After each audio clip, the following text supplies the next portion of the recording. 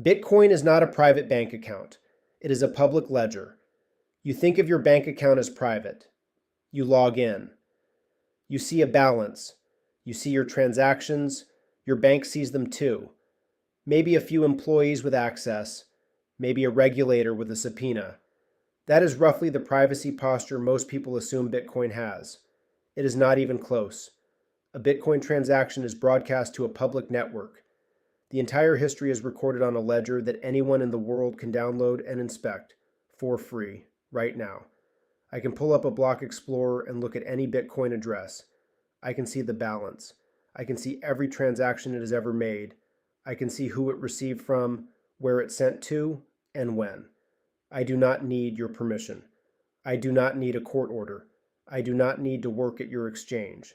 Bitcoin is by default more public than most people realize, but the chain only sees what it sees, and there is a real gap between what is on the ledger and what people can prove about you.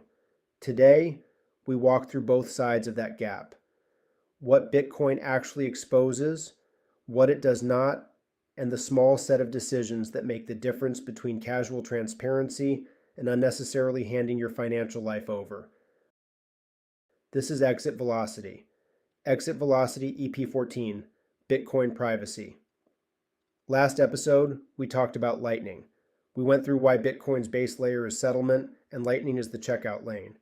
We showed how Lightning makes the experience of paying with Bitcoin feel as fast as tapping a card.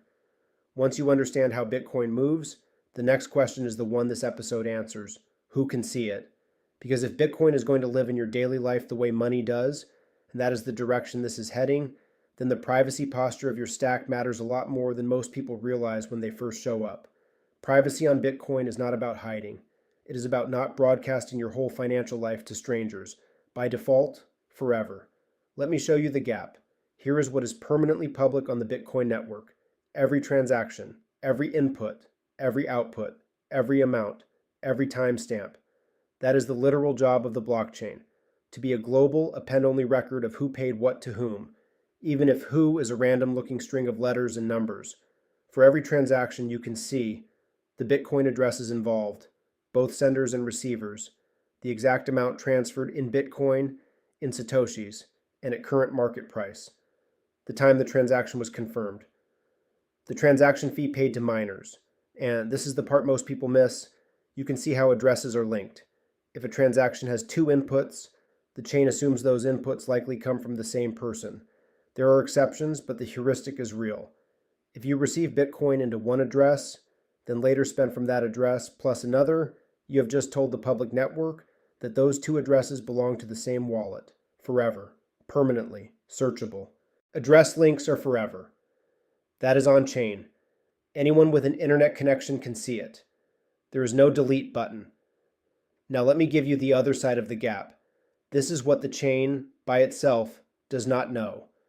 Your legal name, your address, your face, your job, your phone number, the reason you sent the Bitcoin. The chain just sees address A sent X coins to address B at time Y. Without context, that is just numbers and letters. Privacy on Bitcoin is mostly the gap between those addresses on the ledger and your actual identity. Anything that closes that gap, your name, your face, your IP, your real-world location, your bank account, your social media, links you to the addresses. Once that link is made, every other transaction those addresses are connected to becomes, in effect, your name on a public board. That is why this episode matters. Not because Bitcoin is uniquely dangerous, but because most beginners do not realize how casually they create those links. When people say, I have a hardware wallet, so I have privacy, they are confusing two different things. A wallet protects your keys. A wallet does not protect your history. Wallet, section keys. Wallet history. What your wallet actually does is generate addresses and sign transactions. The key, or the password to your Bitcoin, is what stays in the device. If someone has your key, they can move your coins. If they do not have your key but they have your address, they cannot move your coins, but they can watch them.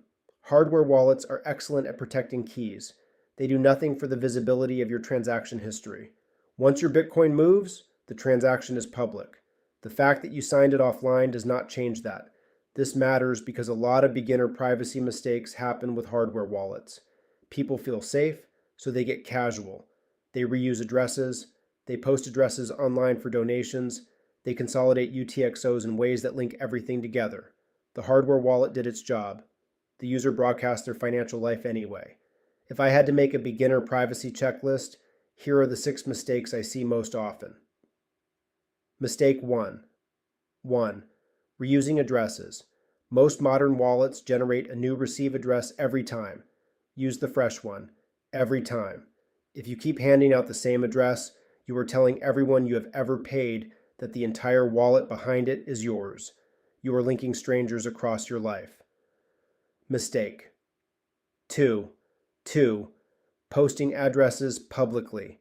People put donation addresses on their websites, in newsletters, on social media. That is fine if you understand the consequence.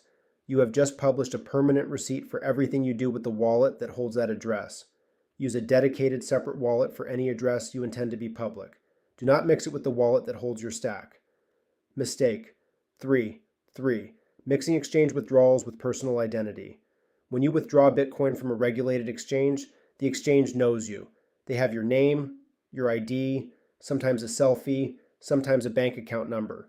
They know exactly which Bitcoin amounts they sent to which addresses. They keep records. Those records can be requested by regulators, sold in data breaches, or used by the exchange itself. When the Bitcoin leaves the exchange and shows up at your wallet address, anyone who later sees that address is one inference away from knowing it is yours. That does not mean you should not use exchanges. It means you should think of any address that has ever received from a KYC exchange as semi-doxxed by default. Mistake 4. Consolidating UTXOs without understanding what you were doing. Bitcoin balances are made up of unspent transaction outputs, UTXOs. Each UTXO is its own piece of Bitcoin you received in a separate transaction. If you bring multiple UTXOs together into a single transaction, you have just told the network they likely come from the same person. Sometimes that is fine. Sometimes you were connecting a UTXO that came from a KYC exchange with a UTXO from a peer-to-peer trade, and now those two histories are publicly linked. If you do not understand the link you are creating, do not consolidate just to clean up the UI. Mistake 5. Confusing self-custody with privacy. Self-custody means you hold your keys.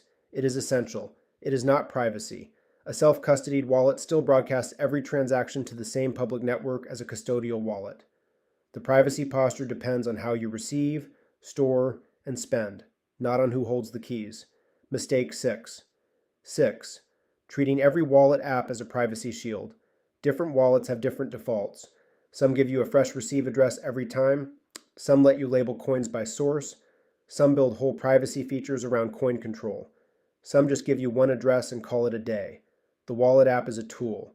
The privacy posture is the user's job. What about Lightning? After EP13, this is the natural question. Lightning makes payments small, fast, and cheap. Does it also make them private? The honest answer is, it depends. In some ways, Lightning is better for privacy than the base layer. Lightning payments do not all hit the public ledger. The intermediate hops between nodes are not broadcast the way base layer transactions are. But Lightning is not magic. If you are using a custodial Lightning app, and most beginner apps are custodial, then the company running the app knows your payment history. They know who you paid, how much, and when. That is not better than a bank.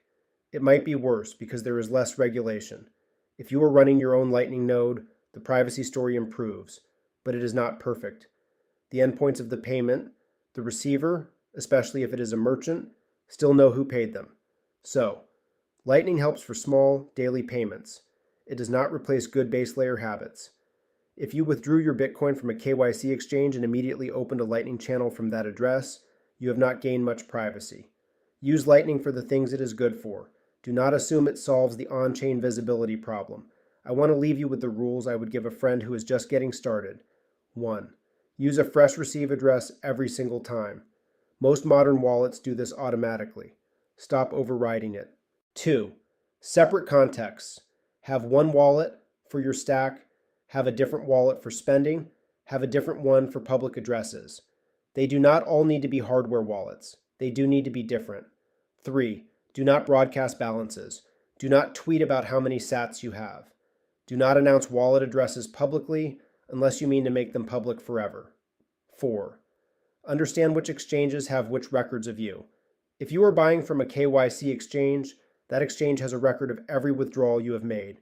Treat the resulting wallet addresses as semi-public. 5. Keep records you control. This is the part people skip. If you do not know what you own, where it sits, and what you have done with it, you cannot make sensible decisions about future privacy moves. Better records, kept by you in a format you control, is the foundation. Not a privacy tool, a record-keeping habit. 6. Learn before you reach for advanced privacy tools. Coin joins, pay joins, whirlpool, mixers. These are advanced techniques with real trade-offs. Some are legal in your jurisdiction, some are not. Some attract regulatory attention regardless. If you are new, the right move is to learn the fundamentals, build clean habits, and not jump straight to the advanced tools until you understand what each one actually does. Privacy starts with knowing what you own. Before you reach for the advanced tools, before you even need to, get clean about your own records. Where is your Bitcoin? Which exchange did each piece come from? When did you buy each batch? At what price? That is not a privacy tool. That is operational clarity. If you want one owned spreadsheet for your Bitcoin stack and tax lot records, I built one. Holder Toolkit. Link is in the description. It is record keeping, not privacy software. But you cannot make sensible privacy decisions without knowing what you have. If you got value from this episode, the simplest help is subscribe on YouTube, subscribe to the Substack, and forward this to one person who is just getting into Bitcoin. Next episode, Bitcoin taxes and records. Privacy is about not broadcasting your whole financial life. But the opposite mistake is chaos. Not knowing your own cost basis, your own records, your own wallets, your own tax trail. Next episode, we go from privacy to records. What you need to track before you move coins, spend coins, or sell coins. Episode 15. Bitcoin taxes and records. See you there. Exit velocity. Think in